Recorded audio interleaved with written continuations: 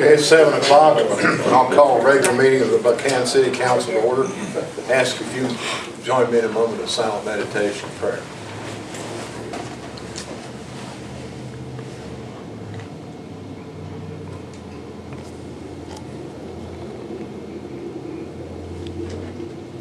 Thank you. We'll respect the flag. Scout Trevor Bender will lead us in the pledge. Pledge allegiance to the flag of the United States of America and to the republic for which it stands, one nation under God, indivisible, with liberty and justice for all.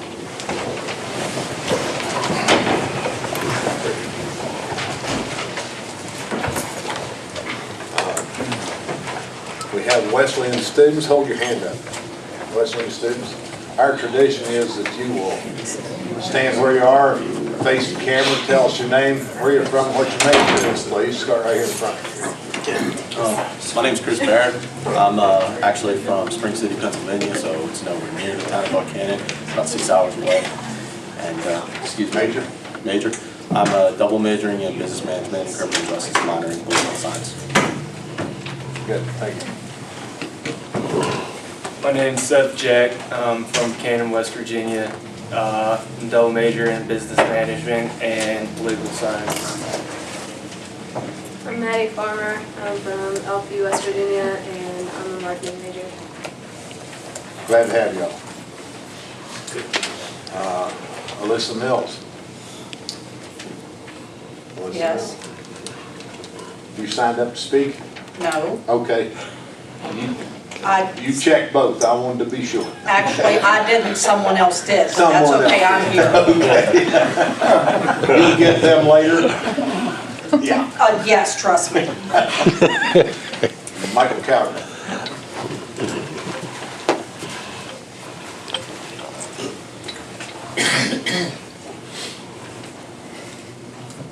Good evening, Mayor and council members.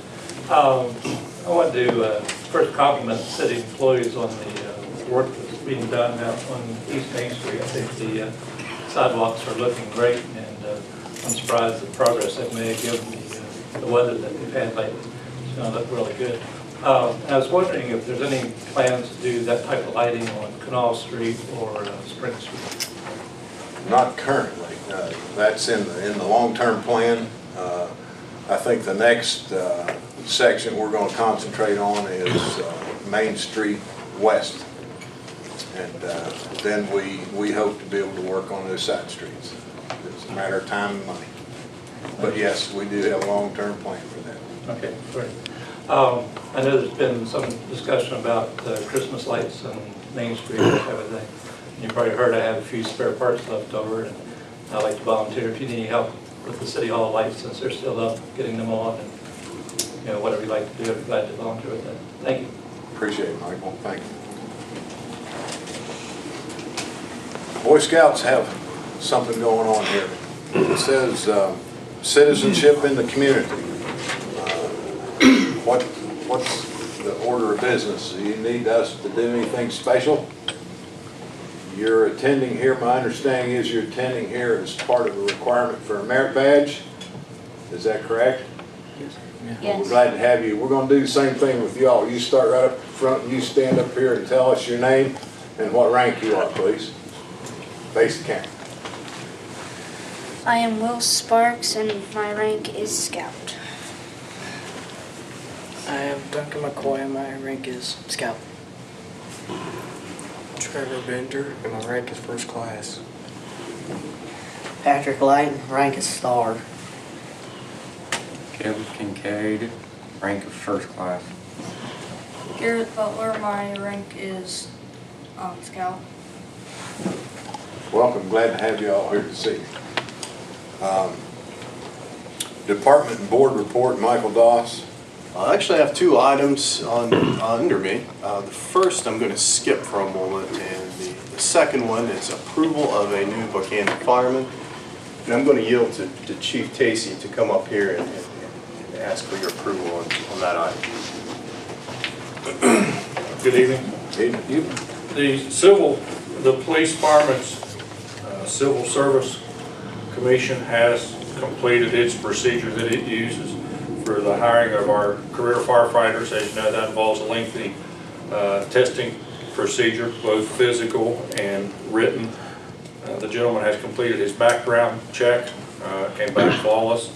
The Firemen's Civil Service Committee has recommended Mr. Kevin Pritt to be hired as a new firefighter for the City of Buckhannon Fire Department.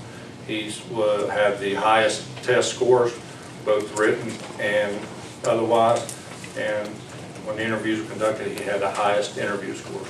He has completed his medical physical. He has, as I said, has completed his background check. He has all of his required training. We won't have to send him away for any training. All he needs to do is learn a little bit about our policies and procedures and go through our in-house training program. So that is the recommendation from the Fire Civil Service Commission that Mr. Kevin Pritt be hired. Motion to approve the hiring of Kevin Pritt. I move. Second. Motion made and seconded. Any question or discussion? When will he start? We have anticipated start date of December 9th, and that gives him time. That works in our payroll cycle and gives him time to come turn in his. He has not been notified yet, so that gives him time to notify his employer. Okay. Any other questions? All in favor of the motion signify so by saying aye. Aye. Opposed, no. The ayes have it. You may notify Mr. Pritt. Thank you all. Next item I have is under my report is the Land Water Conservation Fund. We have a unique opportunity to apply for funds under the Land and Water Conservation Fund through the United States Department of Interior and the West Virginia Development Office for some playground equipment, and more particular, some playground equipment that is ADA compliant, and some of the equipment that can suit special needs children in and out of our community. We are looking at identifying the North Buckhannon City Park as the area to target installing this playground equipment. Again, this playground equipment will be ADA compliant.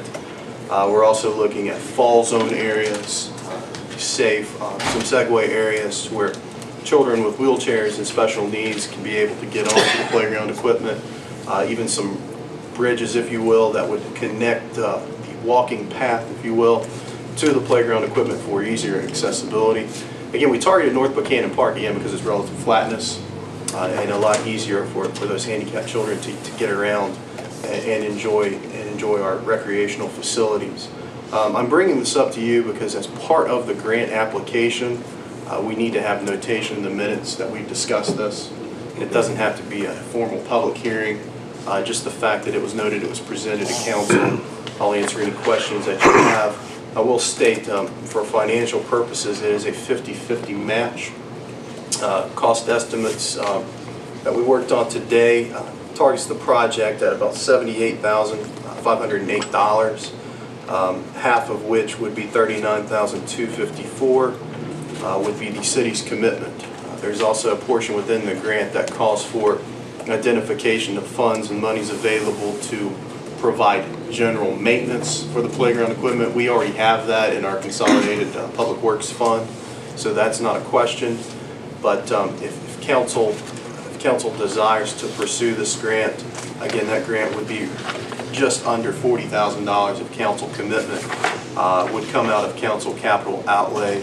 I'm free to answer any questions about that. We can put this on the record. If council desires in moving forward with this, there'll be a resolution presented at the first council meeting in December, which will lay out all of the financial commitments for the city of Buckhannon. I think this is a great thing for our community. It addresses an opportunity for all children within our community to enjoy recreational activities, much needed park improvements. As far as facilities, of course, we're already getting playground equipment up at City Park, which will be installed first part of spring.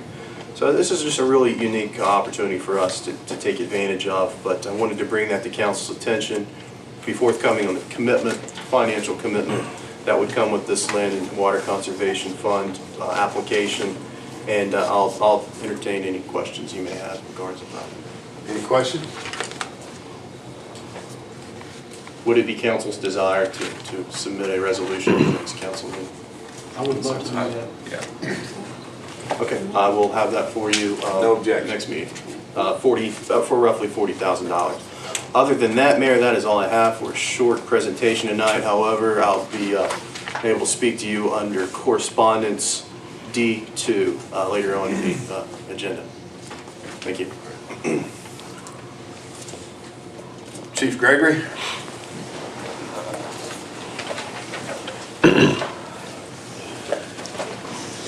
Good evening.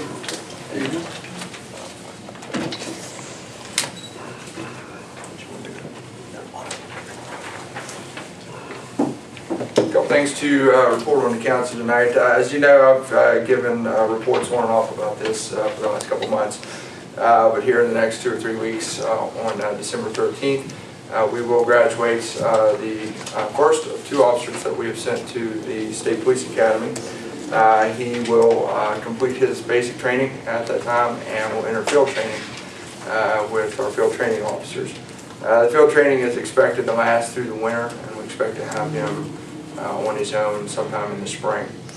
We did get confirmation from the Academy that our second officer, Officer Buckhannon, is indeed accepted in the January class.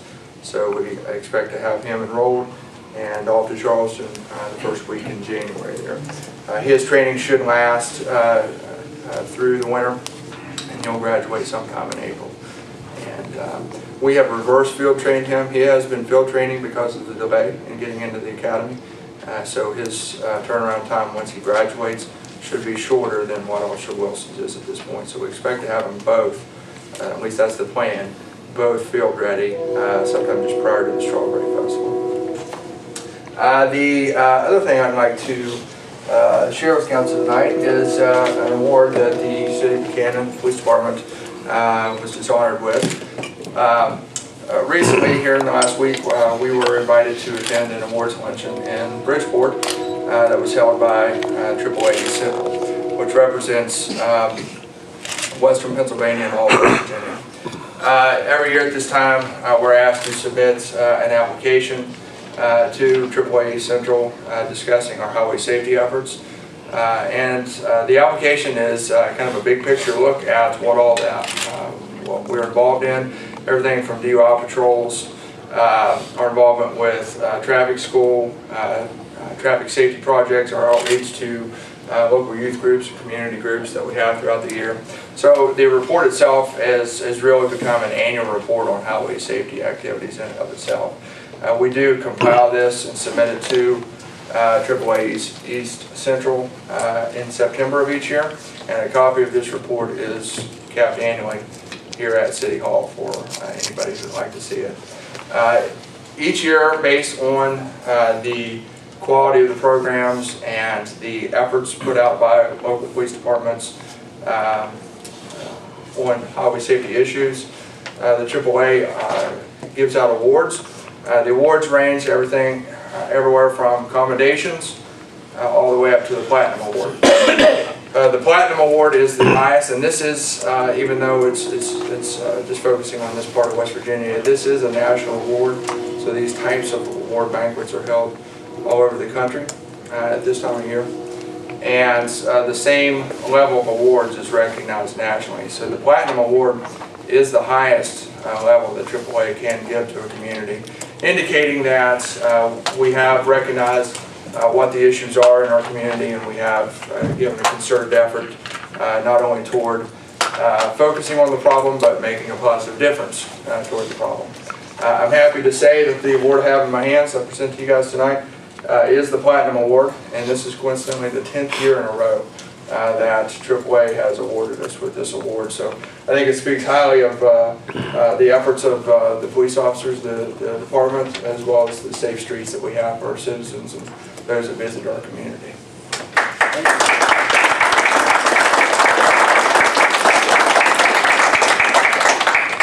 The last item I'd like to get some direction from council on, kind of give you a background leading up to this. As you know, I've reported many times on the meth problem and the issues primarily resulting from meth labs in our community. to take a proactive approach toward these issues that we have struggled with over the last few years. We did place 2 of our officers in a DEA training program this summer to become certified meth technicians. This was free training offered by the DEA at their training facility in Quantico, Virginia, which certified officers to process a lab, to draw samples for evidence, and to properly prepare it for proper disposal. So they are certified. We do have 2 officers who are certified in doing that. We are in the process of gathering the necessary materials for them to be able to do this.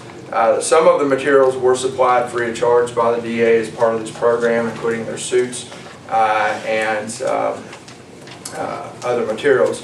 However, one of the things that wasn't supplied is probably the costliest, and it's certainly something that we can't overlook because of the OSHA requirements for officer safety in dealing with the contaminants in meth labs, and that is what I'm talking about is SCBAs, or self-contained breathing apparatus. We price these. They range anywhere between $3,000 and $4,000 per unit for the officer to be able to safely respond to a meth lab. We have had a couple of incidents here recently since their certification, and they had to borrow a couple units from the fire department, but there was fear of contamination of the unit if they were going to continue to use it in the fire service as well. So our request continued to look for our own units to use specifically for this task. Of course, being a high cost as it is, we have a limited budget where it's not like we can just go out and get them and not think about it. We were actually able to work out a deal with a local fire department who had some old SCBAs, and they gave us 4 of their old ones, which to me is worth its weight in gold, getting something like of that nature. 2 of the units were inoperable, but that left us with 2 that were good. The officers have a dialogue with the Buckhannon Fire Department to service and to help maintain those. So that's a major piece of the problem solved in terms of some of the items that we need to respond to our meth problems. And that being said, this brings me to something I want to present council with to get direction on this. The fire department that donated these SCBAs has requested that we give them some of our old low-band radios. Our low-band radios was what we used to use. The radios that we have right now are 20 plus years old. This frequency is out of service at this point. In fact, we stopped using the low-band radios as a primary frequency about 10 years ago when we switched to high-band radios. We kept the low-band in the cruisers for a number of years as backup radios, but when the IRP radios came along, the interoperable radios through the Homeland Security initiatives here in the last 3 or 4 years, those are now our backup radios. So the high-band radios are completely out of service and have been so for about 3 or 4 years. They're just sitting in the box here in our station. We had in fact planned on selling them, and another local fire department had expressed interest in wanting to buy them. And at that point we were under the impression that we couldn't just outright sell them to them, that they had to come in auction. And so we told them that. And as you know, we had the most recent auction here for the City of Buckhannon surplus property. However, the radios weren't available at that time. They had been taken out to radio service to have their memory wiped, and they were left in a cruiser and weren't taken out to the auction site. So they weren't available for auction at that time, even though there were people that wanted to auction or wanted to bid on them. I don't know if you guys are familiar with how the auction went. In my personal opinion, I don't think it went very well for the equipment that we were offering. Literally, the equipment that we had was going for pennies on the dollar. I'm not so sure the radios would have brought much more at that auction. If it were strictly up to me, trading the radios for the SCBAs is an even trade. especially since we didn't truly offer the radios for sale. So as I understand, we don't have a legal obligation to sell them. But to be upfront with everything, I know there was 2 fire departments wanting these radios.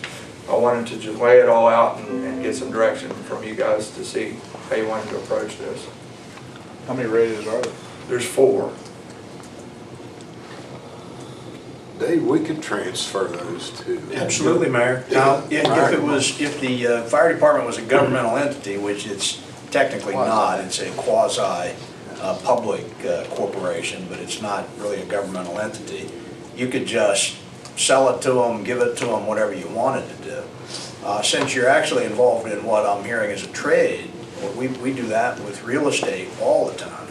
And there's no prohibition in the code against trading personal property. So if the council approves that, I think the first thing you would want to do is defer to Chief Gregory's position that these 2 sets of equipment, the air tanks and the radios, are approximately of equal value, and then to proceed. And a simple letter, something that would be, I don't even think you need a bill of sale, just a letter to the effect that here are the radios in exchange for the air tanks, all property is as is, and have the fire department authorized rep sign it, have Chief Gregory sign it on behalf of the police department, and you'd be good to go. Any objection? No. No objection. You did mention it's the low band radio. It is the low band, yes, sir. At one point you said high band. Yeah, the high band is what replaced the low band. We're keeping primary frequency and the IRP. IRP is our backup. So it's the low band radios are going. Yes, sir. Okay, that's all I have. Any other questions for Matt? I don't have a question for Matt, but Matt and I, about a month and a half ago, Matt, I had called him to, if he would comment sometime at a council meeting in reference to the telemarketing effort that is trying to raise money for Christmas for the children's fund, and the pitch is that it gives you the impression that the person that's calling is a former law enforcement individual or current law enforcement individual, and they give the impression sometimes they actually, oh gosh, Dave Thomas, how are you doing today? You know, we know that you support charities. Would you give $250 and help to benefit a child? And as you ask them questions, I tend to do that. About 15% of what you actually give is going to benefit the children, and the person that's calling is getting paid to make the phone call. And oftentimes they mention the Fraternal Order of Police. So I asked Matt if he would make a comment at a council meeting. So this is no surprise to Matt. And Matt, I'd appreciate sort of the review of what you said to me on the phone about a month and a half ago, if you remember. Sure. The FOP, the local FOP covers 4 counties, Upshur, Lewis, Braxton, and Gilmer counties. And for a number of years, probably their most popular program has been what's known as Christmas with the Cops. It's a program, for those that aren't familiar with this, for members of the FOP to identify children who may not have a nice Christmas like other families with means in their various communities, to take them to the store, and they have a set amount that the organization sets. Usually it's about $150, $200 a child that they're allotted to go and let them pick out presents where otherwise they wouldn't have at Christmas. So it's a worthwhile cause.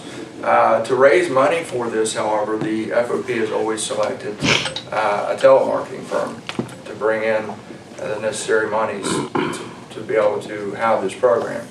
As you know, a telemarketing firm is in the business to make money. That's their job. So for every dollar that they get, and I don't know what the exact amount. If you say 15%, that sounds about right. I know it's very low, what the organization actually gets, and then the vast majority of it, the telemarketing firm gets as part of their fee for doing it. So that's always been kind of an issue, I guess. Another issue that I've always gotten, and I always know when they're doing it because I get calls from the community, and that's just how they portray themselves. There have been complaints of it being misleading, that they're either referencing an officer or they sound like officers themselves. They are not officers, they are employees of a telemarketing firm. They are in no way connected with this agency or any other police agency other than just being contractual employees of the FOP. We have reached out to the FOP when we do get these complaints and shared those with them, and so they know where we stand in terms of how they're portrayed. I don't know that it's necessarily been an issue at this point. I haven't gotten any calls at least, but those are the complaints that I've gotten in the past. Worthwhile cause, probably the best program, but again, those are the issues behind it. That's how they like to raise their money. Thank you, ma'am. Thank you. I might comment in there. I did get one of those calls about 6 weeks ago.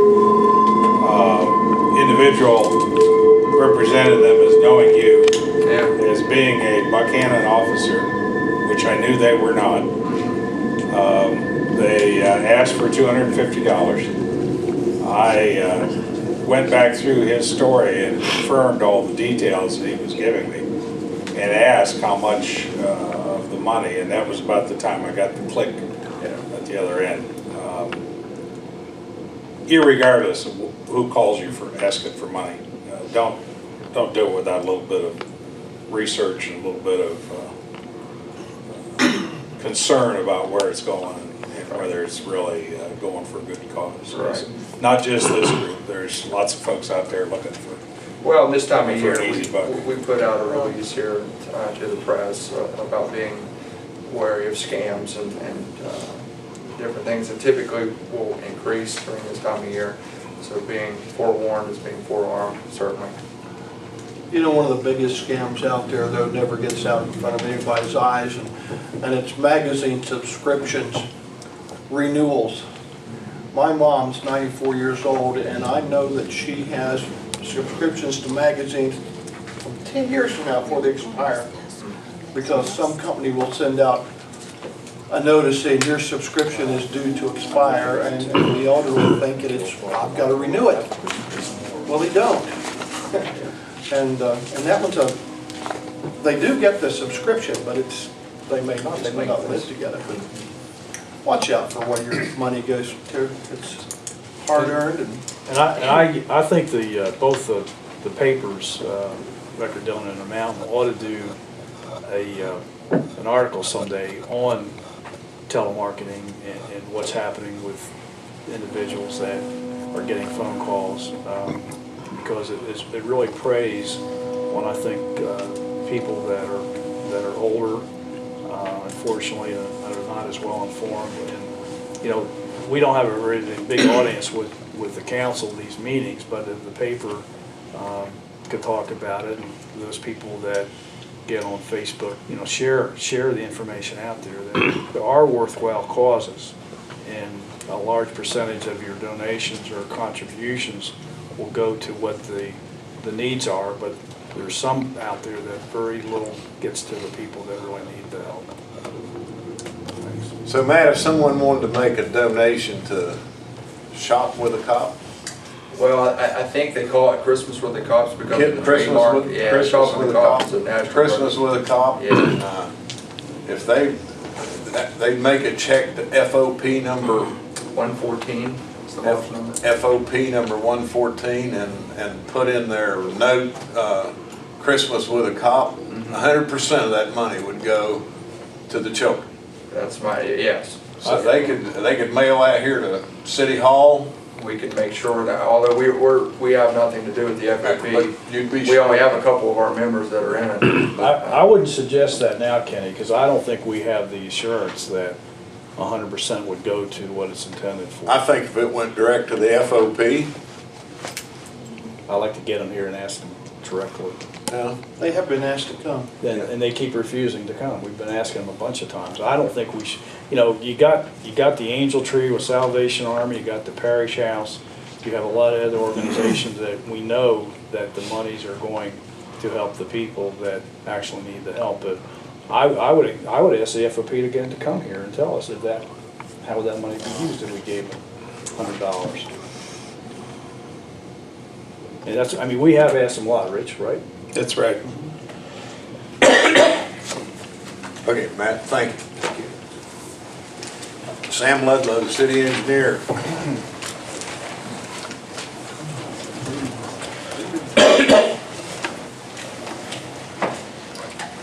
We did have another sanitary board meeting this afternoon. First item on the agenda was a financial report from Richard Trent. He did express some concerns actually related to the water department and the fact that their water sales, water consumption in the community is down, and that of course affects the water department, but sewer billing is based on water consumption, and so that affects sewer revenue as well. We continued to talk about the sewer failure issue and the Brook Street pump station sewer upgrade. Because of your support last week, we were able to submit, with the assistance of Region 7, an application for financial support to the Infrastructure Council, the IJDC. They have received that application, and in fact, we expect to attend a meeting next week in which their finance committee, I believe, or funding committee is going to review our request. As far as activity relative to the issue, of course, we continue to operate the bypass pumping system. We have ordered and received the pipe that we're going to use for the force main. And in fact, we've gotten some assistance from the water department in installing that, and have installed about 600 feet of the 2,200 feet of pipe. That was of particular importance because our bypass pumping system will now be able to pump through that portion of the line, which was pretty vulnerable on top of the ground. We may not actually make that connection and transfer until next week, but the pipe, most of the pipe, we still have about 30 or 40 feet in the connection to the discharge manhole to complete. And we appreciated their assistance. We've ordered the pump and are about to order the other materials for the pump station. So we're moving ahead pretty rapidly with preparing for construction. We also had some discussion relative to our NPDES permit. The mayor had written a letter to DEP and which stated our position relative to this extended review period that DEP is making of our request to provide relief to the oxygen demand parameters. And we requested that they respond to us if they understood their discussions with us differently, and they have not responded, so that implies to us that they're in agreement. But we've heard indirectly that they've made comments to other parties that they don't agree. But we find that rather interesting. Noted that we've completed work on the sewer extension for Northridge development. We've been actively working haven't spent a whole lot of time, but we're pretty nearly complete with the sewer extension across the Buckhannon Housing Authority to get to the Burton Phillips farm, and have engaged a contractor who will do the bore across Little Sand Run Road, and that appears to be scheduled in the fairly near future, maybe early December. We also continue to work on a project at the plant. We've also putting in a pump station there, and that work is coming along, and except for some electrical work and some completion on some of the piping, that's pretty nearly complete. And that was all that transpired at the meeting. Any questions for Sam? Thank you, Sam. Water plant. Kelly's turn. Not there yet. What we reported on in our board meeting, which Sam's done discussed about our loss of revenue some as far as water sales are down. On water leaks, we had 3 in the month of October, which one was at Island Avenue. We had a service at Stony Run Extension and a saddle on Marion Street. We had new boil waters. All these was done under pressure. Therefore, we did not have to issue boil waters on people. We worked on draining the clear well so it could be inspected. Jay done some inspection on that, looking at it.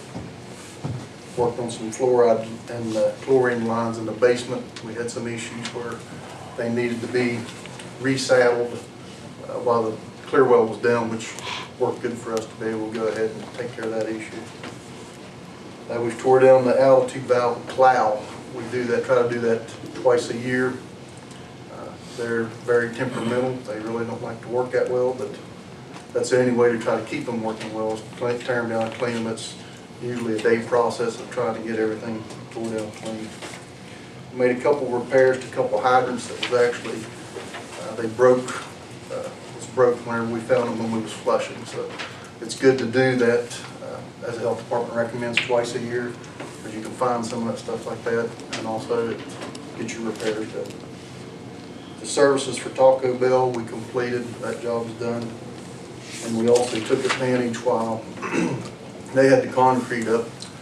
We're trying to transfer services on West Main, because we've got a 4-inch main that goes down there in dead ends, and all the services on the old Bill Kelly side is on it, which we've received some dirty water complaints, so we're transferring those as we get time to the 8-inch on the Taco Bell side. So while they had the concrete up, we took advantage of that and went ahead and done the Bill Kelly lot while we was in there. And we continue to work on changing meters. We average somewhere around 500 to 600 a year that we have to change out, and that's all through the year. More towards the end of the year, a lot of times we'll dedicate the crew more towards hitting that, because it's bad weather, then you can get in and out and take care of the meter changes. Customer service does it all year long as they get the opportunity. And that's about all I have. Questions for Kelly? Thank you, Kelly. Rich? Just briefly, the Zoning Board of Appeals met on November 13th and approved the variance for 11 Pinnell Street, and that just needs to be part of the minutes of this evening. That's all I have. Okay. Any questions for Rich? Dave, City Attorney. Mayor, a few things. I think the most important thing I have to propose to the council tonight, actually something I meant to make comment on, and it got lost in the litany of other things we were talking about 2 weeks ago.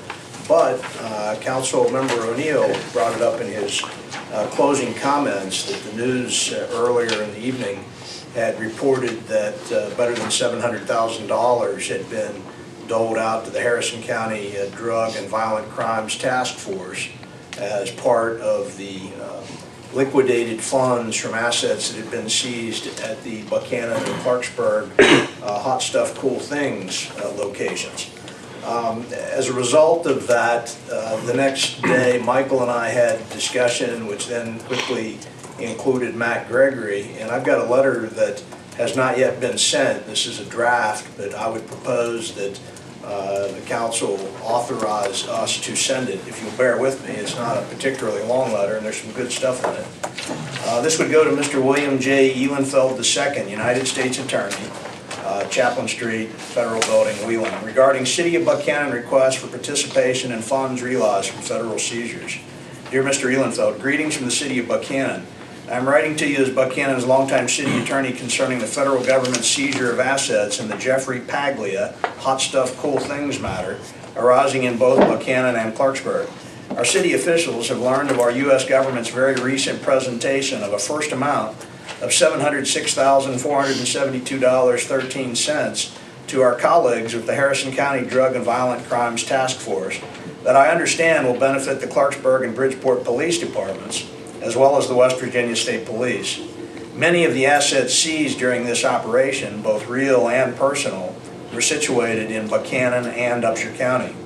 I understand that our federal government is continuing to liquidate the involved assets. My purpose in writing to you is to identify the substantial involvement of our own local authorities, and particularly our Buckhannon Police Department, in several investigations and ensuing assistance in the April 18, 2012 raid conducted here in Buckhannon that resulted in the arrests of those individuals whose assets were seized. Just 2 weeks ago, our city officials began to discuss our police department's activities in this matter, and Police Chief Matthew Gregory has provided considerable information to me that I will summarize for you. Of course, Chief Gregory will be most happy to discuss this matter directly with you or your associates. The Buckhannon Police Department activities included several controlled purchases of contraband by Buckhannon police agents, as well as other undercover work with confidential informants. The purchased contraband was delivered to the West Virginia State Police Forensic Lab. These operations were commenced in November of 2011 and continued through February of 2012, when Chief Gregory was made aware of the federal investigation. Our police department's activities were initiated in response to many incidents stemming from the sale of bath salts at the Buckhannon Hot Stuff Cool Things location. Thereafter, and on the eve of the April 18, 2012 raid, the majority of personnel comprising our Buckhannon Police Department were dispatched to assist federal and state authorities in the raid and seizure operation here in Buckhannon. Hundreds of hours of our officers' time were expended on the Hot Stuff Cool Things activities prior to and including the activities of April 18, 2012. Additionally, I note that our city imposes a business and occupation tax upon retailers here. However, Mr. Paglia completely and steadfastly failed to comply with tax filings with our city treasurer, and no tax monies were ever remitted to our city, despite what our city officials have come to learn were considerable sales at the Buckhannon location. Our city has been waging its own substantial war on drugs within Buckhannon-Upshur community, our Buckhannon-Upshur community. Last March, our City Council adopted the most comprehensive bath salts ordinance in West Virginia. This ordinance has been the model for other communities in our state. The immediate result of this ordinance's effectuation was the closure of what appeared to be the next permutation of a Hot Stuff Cool Things establishment. Currently, Buckhannon is considering a drug house ordinance to better address the many recurring problems with drug activities within our city. This ordinance will require landlord eviction of persons engaged in the use and distribution of drugs. Furthermore, Buckhannon is in the process of drafting an ordinance to adopt the EPA's March 2013 voluntary guidelines for methamphetamine laboratory cleanup. To my knowledge, no other city in our state has yet taken such aggressive actions to deter drug activities. With a small police department of but 9 members, including our police chief, it is difficult to manage the many problems arising here that are attributed to drug use and peddling. Our city certainly will be greatly appreciative of receiving any much-needed funds to facilitate our own war on drugs here. I appeal to our federal government to consider an allocation to our city police department of a portion of those funds realized from the seized assets of those who have perpetrated so much damage upon our community. Any assistance that you can render to Buckhannon's realizing funds from these seized assets will be appreciated. If you have any questions concerning Buckhannon's request, please contact me either at my 2 offices home, very truly yours, me, copies to the mayor, council, Mr. Doss, and to the city police chief. It's a wanted to make sure that, I think the substance is entirely correct, that we're taking the appropriate tone with the foremost federal prosecutor, if you will, in the Northern District of the state of West Virginia. Entertain a motion to approve the forwarding of this letter as presented. So moved. Motion made and seconded. It sounds like we don't have very much of an effort to vote here. All in favor say aye. Aye. Opposed, no. That's a good, that's a good letter, Dave. Thank you, Dave. I think it's one of those don't ask, don't get kinds of situations. So, the other thing that I would report is we will have a combined meeting of the TV Cable Board and the City Council on Monday, December 2 at 7 o'clock. The cable reps were wanting to meet at 5 or 5:30, and after talking with a number of you, we want to give our citizens who have issues with Suddenlink the opportunity to be able to attend the meeting as well. So the meeting will be Monday, December 2, right here at City Hall at 2 o'clock. Sorry, 7 o'clock. Now everybody. December the 7th at 2 o'clock. December 2nd Do we at have 7. enough, do we have enough room? Yeah, well, I'm excited already. I've gotten a few calls as a result of the newspaper articles, that's for sure. We did some things last week to help facilitate the sewer problem with resolutions.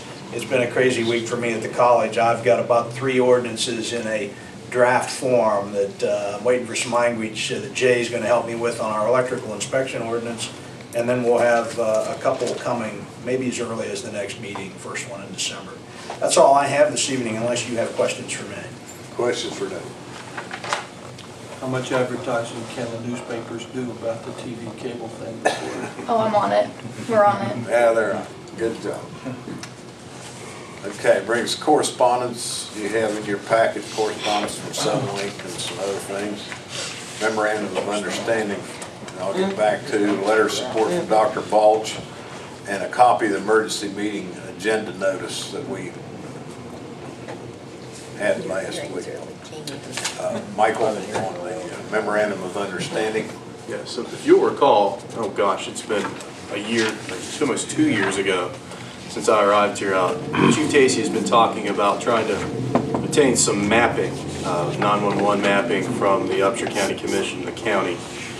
We have been unsuccessful in obtaining that information. We have been negotiating for darn near a year in transition of both county administrators to try to reach an agreement and understanding that would be able to provide our first responders and our fire and rescue with this mapping from the county. We have actually achieved that success. We've negotiated a memorandum of understanding that has been reflected over to Mr. McCauley, who's reviewed that and given his stamp of approval.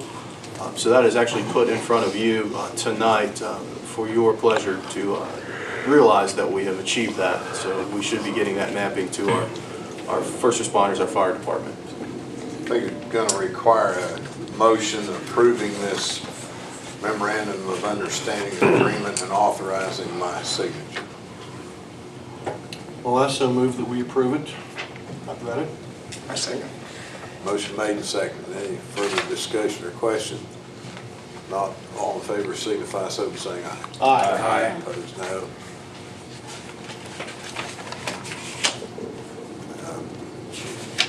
That's all. Okay, brings us to our consent agenda. Brush my teeth and my tongue's all wrapped up. I can't see what I'm saying. Approval of minutes of regular meeting November 7th, the special meeting November 14th, building and wiring permits, and approval of payment of bills. Entertain a motion to approve the consent agenda. Motion made. Is there a second? Second. Motion made and seconded. Discussion, question? All in favor signify so by saying aye. Aye. Opposed, no. Ayes have it. Brings us to comments and announcements. Ron? Oh, we skipped, okay. One comment I'd like to make is the lousy paving job that they did on the railroad tracks going out 20 toward, towards Lowe's, out that way. It's as worse now as it was before they did it. And it's different though, instead of going bump it, now Well, go. it goes, yeah, it's a different way. I don't know, is that the Department of Highways or the railroad's position out there? But whoever it is, we need to contact them again and ask them to fix it at least as nice as it is here at the City Hall crossing, which is really nice, and the one up at Adrian. That crossing is extra smooth too. It's really a, and I've heard from several citizens about calls on it, yeah. The other thing, Who actually did it? Railroad, primarily. State was there too. the state was there when the shovels probably, but they didn't do much. Have a happy Thanksgiving. Enjoy the turkey. Don't eat too much. And drink more water. Our city needs revenue.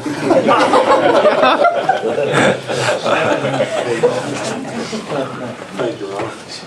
Tom? I'm grateful to see this letter to the U.S. Attorney's Office. I think it's unconscionable, may be a strong word, but I think it's extremely disappointing that property used in peddling drugs in our community can be seized from our community, and the proceeds from those sales are being given to the Harrison County Drug and Violent Crimes Task Force, which is a worthy organization, no doubt, but we've got needs in this community, and you know, a fraction of that money would represent, I mean, think of what could be done with the city police department with just a fraction of those funds. That I think, and if we're not, if we don't get any satisfaction just through the letter, I mean, there may be grounds for further, you know, further action. You know, I don't know how. I imagine that the U.S. Attorney has a great deal of discretion as to the disposition of seized funds, but that discretion is not unlimited, and I would suggest that that equity would require that at least some of that make its way back towards the community from which it originated. I would think on that the property they seized in Harrison County, I believe some of it was real estate too, which would be a more value than what they actually took out of here. So let's ask them to be fair with everything and give us our fair share. I think Mr. Paglia actually had real estate titled with him in both the corporate limits as well as out at French Creek. So, and I don't know, I haven't checked to see if those have already been sold yet. I don't think the real estate's been sold yet. So my understanding was this was just the first. There's a great deal of cash that was sold in these raids and nothing else. That, but product. Right, yeah, but you're not going to get any. Hopefully, they're not getting any money out Got of that shirts. Just sell them first. And that's all. But thank you. I appreciate the letter. I think it strikes the right tone, and I hope it's just kind of, you know, it'd be great if that gets us where we want to be. But it's a good first step, if nothing, if not ultimate. That's all. Rich? Well, echo that. I would hope that you know, some of that kind of money would be able to provide units for the police officers that aren't beg, borrow, or you know, used. They're new. They're fresh. They can be renewed if they get to the point they can't be used for contamination or something. So another officer. I mean, right. Oh yes. If we got enough to fund it, but certainly protect the folks that are already doing this kind of workforce. That's all. John? Just encourage everyone's attendance and the cable friends come and see us, so we have a real live chance to make a difference with something and tell people what we think instead of a message board format. We can do it with real people, so it'll be cool, and hopefully we can get that done. Happy Thanksgiving. Pam? Just want everybody to have a nice Thanksgiving, have a healthful week with your families, and I wanted to know when we're going to have our decorations up in town. They start Monday. Going to do Main Street Monday and Jawbone Tuesday. So if you'd like to come down and help, come on down. Come on down. Bring some hot chocolate and apple cider. There you go. Dave? I think, David, I appreciate the letter. I think it was an excellent tone, and I think we should continue to pursue in case we do not get any funds from the result of your letter. I think we, as Tom suggested, we should consider some other alternatives. I think we need to continue to discuss the self-contained filtration units for our officers, and I think I'd ask Michael to find some money in the budget to get a couple new ones rather than ones that are used or what have you, old. It's paramount that the safety of our officers is foremost in our minds. And I would also ask Matt at some point in time what type of preparation the Sheriff's Department has in the county in regard to the same activity. And I also would ask that people do remember it's a season of giving, and be careful. There's a lot of worthwhile causes out there, but make sure you're informed about what you're giving your monies for to help other people out. There are a lot of scams out there. And I'll say it one more time, the dysfunctional Washington Boy Scouts and Wesleyan students, we have a wonderful country, but we have a very divisive political system today, and somehow we've got to come together and find a way to accomplish a lot of things that could be wonderful for this country. So stay involved and read up on things. Don't just take things at first glance. Find out more information in detail. And have a wonderful Thanksgiving. And I did tell all the happy Thanksgivings and best wishes to all of you. Anyone have any comments or questions? Scouts, you have any questions or comments? Thank you all for being here this evening. We're adjourned. Thank you.